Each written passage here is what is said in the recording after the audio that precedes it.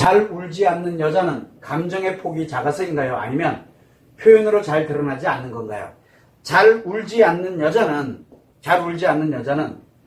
기쁨을 벅차오르는 걸 못 느끼는, 그러니까 그걸 느껴본 적이 별로 없는 경우가 있고요. 또 하나는 눈물을 흘릴 만큼의 슬픈 것이 없는 경우도 있어요. 그런 경험이 없으니까 눈물을 나야 될 이유가 없는 거예요. 조금 슬플 때는 이러다 그냥 얼굴 표정 안 좋다 말거든요.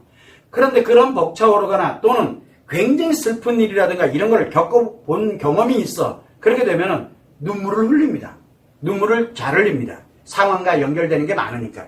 자, 그런데 또 하나가 있어요. 뭐냐면 눈물을 흘리고 진짜 벅차올라서 막 눈물을 흘리는데 그걸로 인해가지고 내가 엄청나게 혼나가지고 문제가 한번 생긴 적이 있어요.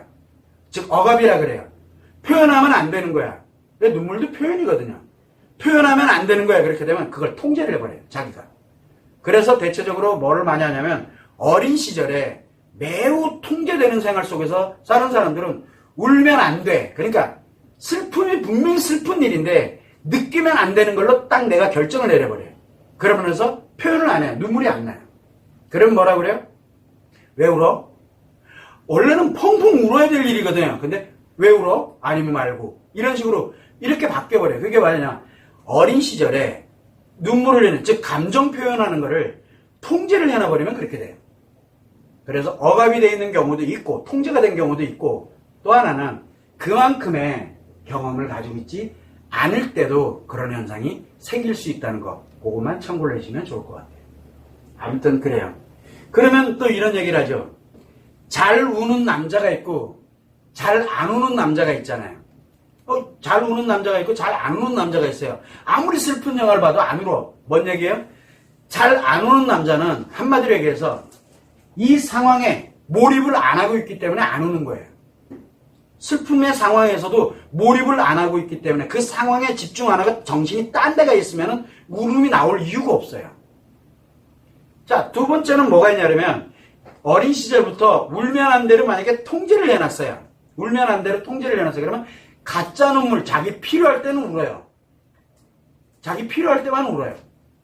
요런 차이점을 가지고 있어요. 근데 진짜 잘 울어. 그런 얘기는 무슨 얘기냐면 어린 시절에 너무 통제를 해놓은 거예요. 그러다 보니까 이제 일정한 내가 살아가면서 가다 보니까 조금만 내가 스트레스 받거나 힘들면은 뭐가 생겨요? 일단 울어야 돼. 이러고 바뀌어버려요. 그러니까 정반대로 살아가게 되는 현상이 생기는 거예요. 통제가 안 되는 거예요. 그렇게 됨으로써 뭘 가냐면 자기가 필요에 의한 것을 수시로 하는 거예요. 잘 우는 남자들. 굉장히 위험한 거예요. 그래서 우리가 영화를 보면서도 또는 뭘 보면서 슬픈 내용이 나오는데도 눈물을 아니고 멀뚱멀뚱하다 정신이 딴 데가 있다는 얘기고요. 정신이 딴 데가 있거나 또 하나는 뭐가 있냐면 잘 우는 사람인데 이 사람이 수시로 별것도 아닌데도 잘 울어. 그러면 뭔 얘기예요? 굉장히 억압되면서 살아온 사람일 가능성이 굉장히 높겠죠. 감정 표현할 줄 모르는 거예요. 스트레스 받을 때 화낸다? 화를 못 내고 울어버려요. 왜? 우리 아이들 보면은 그런 경우 의외로 많잖아요.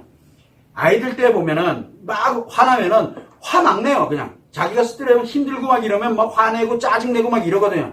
건강이 크면 그래요. 그런데 아이를 특히 아들 같은 경우는 남자잖아요. 그 아이를 굉장히 무섭게 억압을 해놓잖아요. 그러면 힘들거나 답답하거나 이러면 일단 울고 시작을 해요. 그냥 자기도 모르게 그냥 울어요. 왜 우냐 그러면 그냥 울어요. 말도 안 해요. 왜? 어차피 얘기가 뚜드러 맞으니까. 이게 위험한 거예요. 자기도 모르게. 그러니까 애 심리가 완전히 억압된 채로 성장을 하고 있다는 얘기예요. 그런 아이들이 나중에 예를 들어 성장이 되면은 어떻게 될까요? 조그마한 뭔가에 의해서 화내고 짜증낼 일이 있다 그러면 둘 중에 하나로 가죠. 그냥 울거나 아니면은 상대를 향해서 아주 모질게 공격을 하죠. 왜? 자기가 살아야 되니까. 이런 형태가 벌어지는 거예요. 그래서 우리는 울음에 관련되어 있는 것이 가짜 진짜를 논하기 전에 이 사람이 감정을 그렇게 풍부하게 표현하는 게 눈물이거든요. 기쁠 때, 슬플 때 흘리는 이 감정과 기분에 관련된 걸 어떻게 표현하느냐, 이것을 가지고서 그 사람이 어떤 심리 상태에 있다는 것도 우리는 충분히 해석을 해낼 수가 있게 되는 겁니다. 참고를 하시면 될 것 같아요.